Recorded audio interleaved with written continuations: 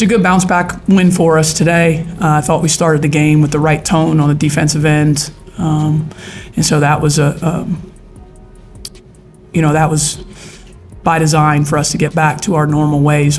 It was supposed to be routine, quiet, forgettable. One of those closed-door evaluation camps that barely registers outside a small circle of insiders. No cameras, no live tweets, no leaks. Just a gym in Durham, North Carolina, with the doors locked and the media parked safely on the outside, waiting for sanitized quotes and carefully worded press releases. That's how these things always go. Controlled, predictable, safe. But sometime after midnight, that script fell apart. By around 2 a.m., something felt off. The lights inside the facility were still blazing long after the final whistle should have blown. Staff members who were supposed to be home were still inside. And most telling of all, Team USA leadership wasn't dispersing, they were gathering. Phones out, doors closed, voices low. What was scheduled as a standard evaluation quietly turned into an emergency meeting that was never supposed to exist. Here's the part that matters. Emergency meetings don't happen over minor disagreements. They don't happen because someone missed a rotation or got hot in a scrimmage. They happen when something breaks, when a plan collapses in real time, when the people in charge realize the future just arrived and it didn't ask for permission. According to people who claim they were in that gym, what unfolded on the court wasn't just impressive, it wasn't just unexpected, it was destabilizing.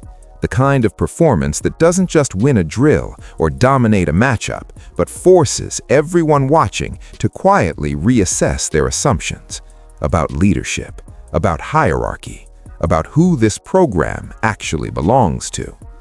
This wasn't about one player having a good night.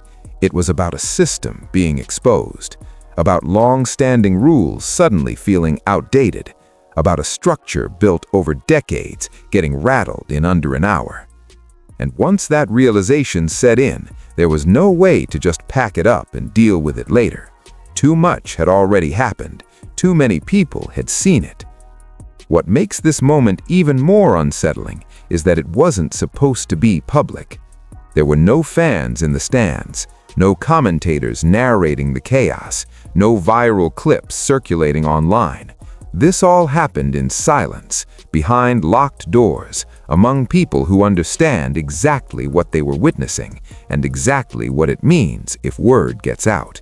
And yet, word did get out. Whispers started spreading almost immediately. Not details, not box scores, not stat lines, just reactions. Shock, disbelief, unease. The kind of reactions that tell you something fundamental shifted, even if no one wants to say it out loud yet. When insiders stop debating what happened and start worrying about what comes next, you know this wasn't normal. Because whatever unfolded on that court didn't just disrupt a practice, it challenged an entire order. And once that kind of line gets crossed, there's no resetting the clock. The meeting at 2 a.m. wasn't about fixing mistakes. It was about confronting a reality Team USA had spent years trying to manage, delay, or outright ignore.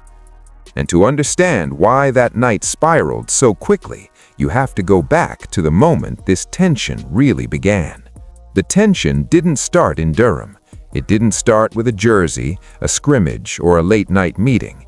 It started a year and a half earlier, with a decision that was framed as strategic, but never really felt that way to the people watching. The 2024 Olympic roster announcement came and went, and one name was missing. Not an injured player, not a fringe prospect, but the most talked about figure the sport had seen in decades. At the time, the explanation sounded clean. The roster was about chemistry, experience, international familiarity, team concepts over individual brilliance. And when Team USA went on to win gold, that victory became the shield, the proof, the justification. Any lingering criticism was met with the same response. See, it worked. We didn't need her. End of discussion. Except it wasn't the end, not even close. Because while the medal quieted the debate publicly, it didn't erase the discomfort underneath. The conversation just went underground. Fans didn't forget, media didn't forget, and most importantly, the decision-makers inside the sport never fully escaped the question they refused to answer head-on. What happens when a player is so impactful that the system bends around her, whether you like it or not? For the next 18 months, the official narrative stayed consistent. Caitlin Clark was praised endlessly, but always with a ceiling attached. Phenomenal scorer, yes. Generational shooter, absolutely, but also framed as incomplete. Someone who needed to wait her turn. Someone who had to earn her place the traditional way. Someone who would eventually fit into the puzzle, just not yet, and definitely not on her own terms. It was a clever position. Compliment without concession, respect without surrender. As long as she stayed outside the inner circle, the hierarchy remained intact. Veterans led, coaches controlled, the system stayed clean. And any pushback could be dismissed as impatience from fans who didn't understand how international basketball really works. But what made the snub linger wasn't just the omission itself. It was how often it had to be defended, how frequently people in power felt the need to bring it up unprompted. When a decision is truly settled, you don't have to keep explaining it. Yet every big game, every record, every surge in ratings reopened the same quiet discomfort. The absence kept echoing because her presence everywhere else was impossible to ignore. And here's the part that never sat right with people paying close attention. Caitlin Clark didn't fight back. She didn't campaign. She didn't go on a press tour. She didn't throw shade or subtweet or stir drama. She didn't demand validation. She absorbed the message, publicly accepted it, and then disappeared from the conversation entirely. That silence confused people, because stars who feel wronged usually make noise. They leak frustration, they apply pressure, they force hands. Clark did none of that. And in elite sports, silence can be far more unsettling than protest. It leaves room for one dangerous possibility, that the player doesn't need approval anymore. What the snub really created wasn't bitterness, it created distance, a quiet separation between the old logic of how Team USA operated and a new reality that kept growing, whether they acknowledged it or not. Every month that passed without incident didn't make the decision feel safer, it made it feel more delayed. By the time her name reappeared on anything connected to Team USA, this wasn't about redemption. It wasn't about finally earning a spot. The question had shifted. It was no longer whether Caitlin Clark could fit into the system. It was whether the system could survive her presence. And that's where the real story begins. After the Olympic decision, most people expected noise, a quote taken out of context, a frustrated interview, a subtle jab on social media. That's how these stories usually unfold. When a star feels overlooked, the pressure campaign starts almost immediately. But that never happened. Caitlin Clark didn't react the way anyone expected her to. She went quiet. No media tour, no cryptic posts, no public frustration dressed up as motivation. She didn't try to force the conversation back onto herself, and that absence of reaction unsettled people more than any outburst ever could. Because when a player with that level of visibility chooses silence, it usually means something is being built out of sight. Instead of chasing headlines, Clark stepped away from the spotlight at the exact moment when leaning into it would have been easiest. In early 2025, she was presented with opportunities designed for exposure and hype, including the flashy, unrivaled 3v3 league that promised both money and visibility. Many players would have taken it without hesitation. Clark didn't. She walked away from the paycheck, from the buzz, from the cameras, and made a decision that didn't trend but mattered. She chose her body. She chose her conditioning. She chose the long game. That decision didn't make waves at first, but it sent a quiet signal to the people who understand how elite careers are shaped. This wasn't avoidance, it was intent. While debates about her ceiling played out online, she was in the gym refining parts of her game critics insisted didn't exist. Strength, stamina, efficiency, the unglamorous details that separate great scorers from players who control outcomes. When the 2025 WNBA season started, the difference wasn't subtle. She wasn't just launching shots from deep anymore. She was moving differently, absorbing contact, making reads faster, conserving energy without losing aggression. The pace of her game slowed down, even as her impact sped up. And as the season unfolded, it became harder to dismiss what was happening as a hot streak or novelty. Leading the Indiana Fever on a deep playoff run changed the tone around her entirely. This wasn't about highlights anymore. This was about command, about trust. Teammates didn't just benefit from her gravity, they relied on it. Defenses didn't just fear her shooting, they broke, trying to contain everything else that came with it. And through all of it, Clark still didn't say much. That restraint is what made people inside the game uneasy, because players who are trying to prove themselves usually tell you they're proving themselves. Clark didn't need to. The work was speaking loudly enough, even without a microphone. Every quiet improvement chipped away at the narrative that she needed more time, more seasoning, more permission. By the time whispers started about her return to Team USA activities, the context had completely flipped. She wasn't arriving as a hopeful prospect looking to fit in. She was arriving as a finished product who had spent an entire year preparing without needing validation from anyone in charge. And that kind of preparation doesn't come from anger. It comes from clarity. The silence wasn't passive, it was calculated. And when she finally stepped back into a Team USA gym, that silence was about to get very, very loud. The tension didn't fully surface until the smallest detail made it impossible to ignore. Not a drill, not a matchup, not even a word. It happened the moment the gear was handed out. Inside elite programs, nothing is random, especially not jersey numbers. They aren't just identifiers, they're signals. They communicate status, legacy, and where you sit in the food chain before a single ball is dribbled. And everyone in that gym understood exactly what it meant when Caitlin Clark reached her locker and didn't see the number that had followed her everywhere. No 22. Instead, hanging there was 17. To the casual observer, it's nothing. A number is a number. But inside Team USA's tightly controlled ecosystem, that swap landed like a quiet message. Number 22 isn't just part of Clark's identity, it's her brand. It's the number fans associate with the deep threes, the sellout crowds, the surge of new eyes on the sport. It's a symbol of the shift she represents. Taking it away didn't erase her impact, but it did attempt to shrink it. The message wasn't loud, it didn't need to be.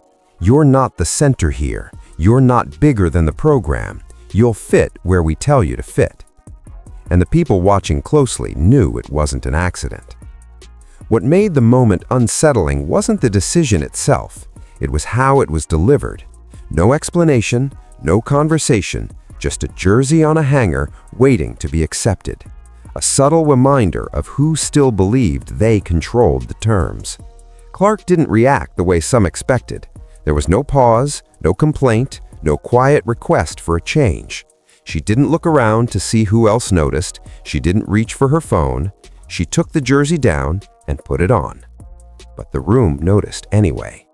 Staff members later said her energy shifted instantly, not outwardly dramatic, no visible anger, just a tightening. The smiles disappeared, the looseness was gone. What replaced it wasn't frustration, it was focus, the kind that doesn't look emotional until it's too late. In that moment, something unintended happened. By stripping away the familiar number, they stripped away everything attached to it, the marketing, the expectations, the noise. What was left wasn't a symbol or a storyline, it was just a player. And that version of Caitlin Clark was far more dangerous. Because when a competitor stops worrying about how they're being perceived and starts operating purely on instinct, hierarchy loses its grip. The jersey meant to remind her of her place didn't humble her, it freed her. It removed the last layer of obligation to fit a mold she never asked for. By the time the warm-up started, the message had already flipped. The number on her back might have changed, but the intention behind her presence hadn't. And as the ball went up, it became clear that whatever statement Team USA thought it was making, she was about to answer on the court. By the time the scrimmage was organized, the tone had already been set. This wasn't framed as competition, it was framed as instruction, a familiar structure that Team USA has leaned on for decades. Veterans on one side, the next generation on the other. Experience versus potential, control versus energy. The goal wasn't to see who shined, it was to remind everyone how this program works. The presence alone told the story. On the sideline stood Sue Bird, clipboard in hand, no longer running the show, but still guarding its values. Nearby was Diana Taurasi, a figure whose very existence in the gym carried weight. Despite months of speculation about her future and whispers of transition, she was there, suited up, watching closely. Some say to test the younger players, others believed it was a reminder, this is still our house. And overseeing it all was Cheryl Reeve, a coach whose philosophy has always been clear. The system comes first. The ball moves. No one player bends the structure. Seniority matters. Control matters. It's a formula that's delivered championships and kept egos in check. And in this moment, it was being deployed exactly as intended. The teams were split in a way that felt deliberate. Veterans stacked together. Physical, vocal, comfortable. The younger group, talented, but expected to adjust. The plan was familiar. Pressure them early, force mistakes, slow the game down, remind them how international basketball isn't about highlights or freedom. It's about discipline, about patience, about knowing your place. This setup has worked for years. Rookies come in confident, veterans push them around. The message gets delivered without ever being spoken. You'll get your moment, just not today. But what made this scrimmage different was who stood in the middle of that younger group. Caitlin Clark wasn't being isolated, she wasn't being protected. She was being placed directly into the lesson, into the grind, into the part of the program designed to humble talent that arrives too loud. The expectation was simple.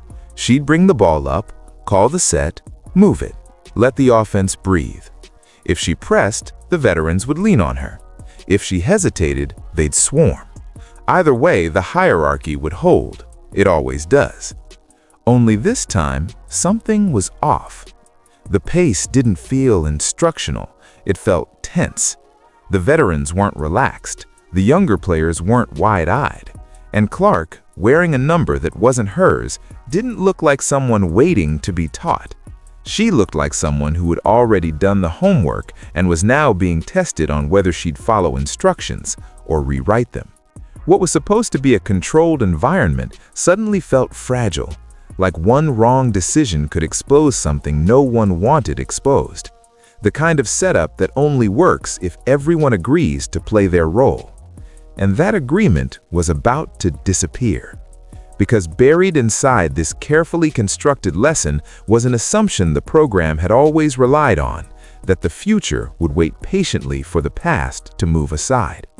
In the next few minutes, that assumption wouldn't just be challenged, it would collapse. What happened next wasn't gradual. There was no slow build-up, no warning shot. It arrived all at once, in a stretch so brief that most people didn't even realize what they'd just witnessed until it was already over. It started after a routine, physical basket by the veterans. A hard finish in the paint, contact, a little extra emphasis. The kind of play meant to re-establish control. There was some chatter, some nods, that familiar confidence settling back in as they jogged into their half-court defense. This was the rhythm they wanted. Slow it down, force structure, make the younger group think. Caitlin Clark took the inbound. She didn't glance toward the sideline. She didn't signal for a set. She didn't wait for anyone to get organized. She pushed the ball up the floor like she was late for something. 3 dribbles and she was already across half court. The defender picked her up, an elite veteran known for discipline and positioning, sagging back just enough to cut off the drive, just enough to play it right. That hesitation was all Clark needed. She rose up from well beyond the arc, closer to 30 feet than 25, the kind of shot coaches hate in theory and fear in reality. There was no contest in time, no scramble, just a clean release and the sound of the net snapping before anyone could react. No celebration, no look back, silence. On the very next possession, the veterans tried to reassert order. Same idea, get it inside, use size, force the issue. But Clark read it before it even developed. She jumped the passing lane, picked the ball clean, and suddenly she was gone, sprinting into open floor with 2 defenders chasing. This is where experience is supposed to win. Draw contact, kick it back, make the smart, safe decision. Clark did neither. She stopped abruptly at the 3-point line, let both defenders fly past her, and calmly drilled another deep shot as they scrambled behind her. 2 possessions, 6 points, and the gym was no longer noisy, it was uneasy. Then came the adjustment, the trap, the ultimate sign of respect and desperation. As soon as Clark crossed half court on the next possession, 2 defenders rushed her, trying to take the ball out of her hands completely. This coverage has suffocated offenses for years. It's designed to create panic, force turnovers, and remind players who's in control. Clark didn't flinch. She split the trap with a behind-the-back dribble so tight it sent both defenders colliding with each other. 1 step back. No rush, no wasted motion. Another shot from the logo. Another clean make. 37 seconds. 9 points. And in that blink of time, something fundamental broke. Not the score, not the scrimmage, the belief that the system could absorb her without changing itself. The defense wasn't wrong. The rotations weren't late. The coverage wasn't careless. It just wasn't enough. That's what rattled everyone. This wasn't a player getting hot. This was a player rendering the rules irrelevant. The structure that had been drilled into this program for decades, patience, hierarchy, control, collapsed under the weight of one decision repeated 3 times. I'm not waiting. When the ball finally went dead, no one said anything. No clapping, no shouting, no reaction from the bench. Just players looking at each other, trying to process how a scrimmage designed to teach a lesson had turned into a demonstration. Those 37 seconds didn't dominate the practice statistically. They didn't decide a winner, but they did something far more dangerous. They exposed the gap between what Team USA had been preparing for and what had just walked into the gym. And from that moment on, nothing felt controllable anymore. The most unsettling part wasn't the shots. It wasn't even the speed at which everything unraveled. It was what didn't happen afterward. In runs like these, there's usually noise. Veterans bark instructions, teammates chirp. Someone tries to respond immediately to take the moment back with force or swagger. That's how control is reasserted. That's how hierarchy survives a scare. But this time, the gym went quiet in a way that felt unnatural.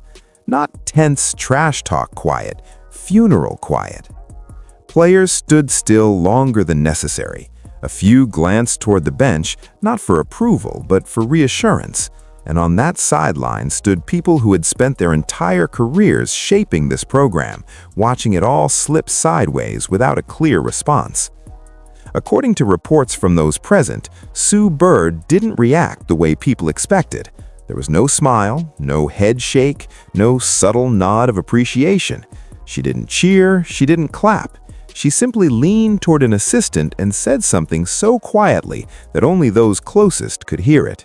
The exact words are rumored, not confirmed, but the meaning has echoed ever since. Whatever she said, it wasn't about the score. It was about the system. Because what everyone had just seen wasn't a breakdown caused by mistakes. It was a breakdown caused by evolution. The old structure wasn't being outplayed. It was being outpaced, outthought, outdated in real time. And the people who understood that best weren't the rookies, they were the legends. Then there was Diana Taurasi. If there was anyone in that gym expected to push back, it was her. Taurasi has never been passive. Conflict fuels her. Moments like that have defined her career. Normally, this is when she demands the ball, calls her own number, and reminds everyone why she's been the standard for 2 decades. That didn't happen. Reports suggest she signaled for a substitution, walked to the bench, and sat down without a word. No theatrics, no visible frustration, just stillness, eyes down, processing. For someone who has dictated the tempo of the sport for as long as she has, that reaction spoke louder than any trash talk ever could. This wasn't anger, it was recognition. The kind that hits when you realize the game you mastered is still the same on paper, but no longer the same in practice. This wasn't a torch being ceremonially passed. No speeches, no gestures, no acknowledgement. It was something more abrupt, like someone reaching out and taking it mid-play. Not disrespectfully, just decisively. Around them, younger players watched everything, not just the shots, but the reactions. They saw legends choose silence instead of resistance. They saw authority hesitate. And once that happens, it can't be unseen. Because when the people who usually control the room stop talking, it means they're listening. And when legends start listening instead of leading, it's a sign that the balance has already shifted. The scrimmage continued, but the lesson had flipped. This wasn't the future being taught how to fit in anymore. This was the past being forced to confront the fact that it no longer set the pace. And that realization is exactly why what happened next couldn't wait until morning. By the time the scrimmage wound down, the decision had already been made. This wasn't something that could be brushed off with a film session or a light adjustment in the morning. What happened on that court demanded immediate containment, immediate discussion, immediate recalibration. That's why the lights stayed on. That's why doors closed. That's why voices dropped. The emergency meeting wasn't called because the practice went poorly. It was called because the foundation underneath the program suddenly felt unstable. At the center of that room sat Cheryl Reeve, a coach whose entire career has been built on control, structure, and collective discipline. Her philosophy has always been clear. The system is bigger than any one player. Ball movement over isolation, equality over hierarchy-breaking stardom, deference to experience. It's a model that's worked for decades, and it's the reason Team USA has been able to reload without ever truly rebuilding. Until now. Because what that scrimmage exposed was a problem no whiteboard can solve. Caitlin Clark cannot be coached the same way everyone else is without making the team worse. That's the reality that hit hardest. If you force her to slow down, you limit the very advantage that separates Team USA from the rest of the world. If you suppress her instincts in favor of balance, you're not creating harmony, you're wasting a weapon no other country can match. In other words, the system didn't elevate her, she broke it. That realization creates a terrifying dilemma for leadership: adapt and admit that the old rules no longer apply, or resist and risk losing more than just games. Because the stakes aren't confined to the scoreboard anymore. The locker room is watching, the younger players are watching, and so is the public. The next generation didn't just see Clark score, they saw what happens when someone refuses to shrink. Players like Juju Watkins and Hannah Hidalgo aren't just prospects, they're the future of the program. If leadership tries to humble Clark the way stars have been humbled in the past, the message to everyone coming next is unmistakable: fit in or be sidelined. That's a dangerous message in a moment where talent has leverage. And then there's the part no one likes to say out loud: the business side. Team USA doesn't operate in a vacuum. Sponsors matter, visibility matters, momentum matters, and few entities have more influence behind the scenes than Nike. Clark isn't just an athlete to them, she's an investment, a centerpiece, the engine driving viewership, engagement, and growth in women's basketball. When she was left off the Olympic roster in 2024, the response was quiet, strategic, but that patience doesn't last forever. Rumors suggest conversations have shifted, that leadership has been reminded firmly that Clark isn't a complementary piece anymore. She's the face, not someday, now. And if the program doesn't align itself with that reality, someone else eventually will. So that emergency meeting wasn't about ego, it was about survival, about whether Team USA could evolve fast enough to stay ahead of the sport it helped dominate. Because for the first time in a long time, the biggest threat wasn't an international rival, it was the possibility that their own structure had become obsolete. And once that truth is acknowledged, there's no going back to business as usual. The most revealing moment didn't happen during the scrimmage, it didn't happen in the meeting room. It happened afterward, when everything was supposed to be winding down and the tension was supposed to fade. As players filtered off the court, sweat-soaked and drained, the usual post-practice rhythm took over. Towels, water bottles, quiet conversations, legends and staff moving with the calm familiarity of people who have lived this routine for years. Gold medalists, MVPs, names that built the program. And then, according to those who were there, a ball boy broke from the sideline. He didn't hesitate. He didn't look around. He didn't stop at the veterans whose faces had dominated posters and broadcasts for decades. He ran straight past them, shoes in hand, eyes locked on one player wearing number 17, Caitlin Clark. In a room full of icons, the kid knew exactly who mattered to him.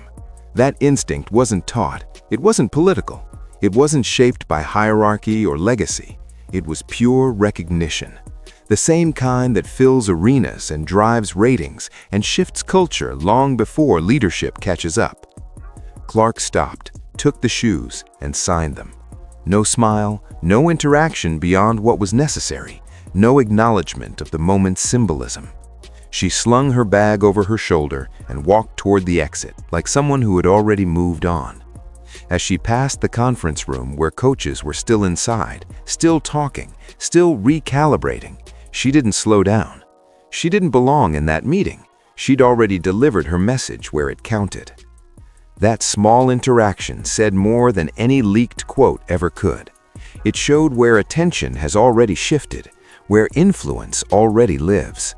The future didn't ask who was in charge, it made its choice instinctively. Because power doesn't always announce itself with speeches or titles. Sometimes it shows up quietly, wearing the wrong jersey number, walking out of a gym while the people in charge scramble to catch up.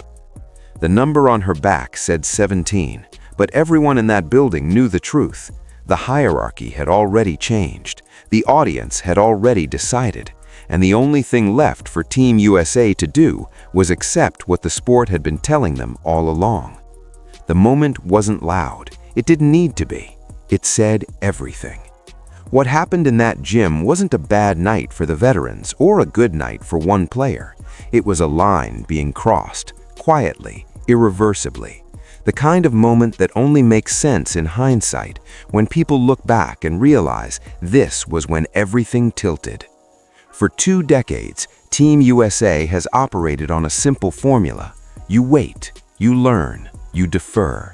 The system protects itself by rewarding patience and punishing disruption. That formula built a dynasty, but dynasties don't usually fall apart from the outside.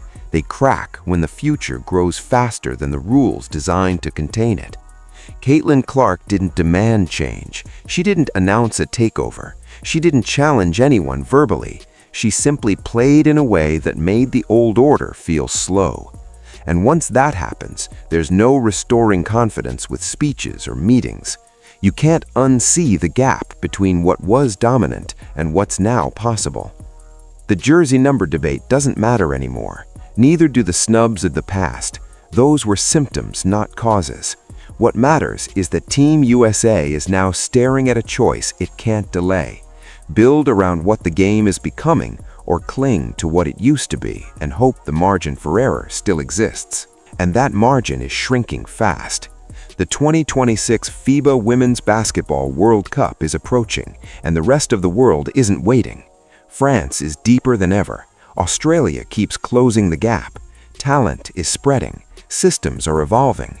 Team USA can no longer afford to leave its most explosive advantage on the sideline just because she doesn't fit a template designed for a different era.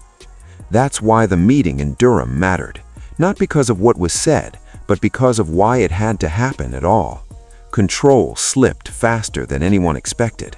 Authority hesitated, and once hesitation shows up at the top, the transition is already underway. This isn't about replacing legends or erasing what came before. It's about acknowledging reality.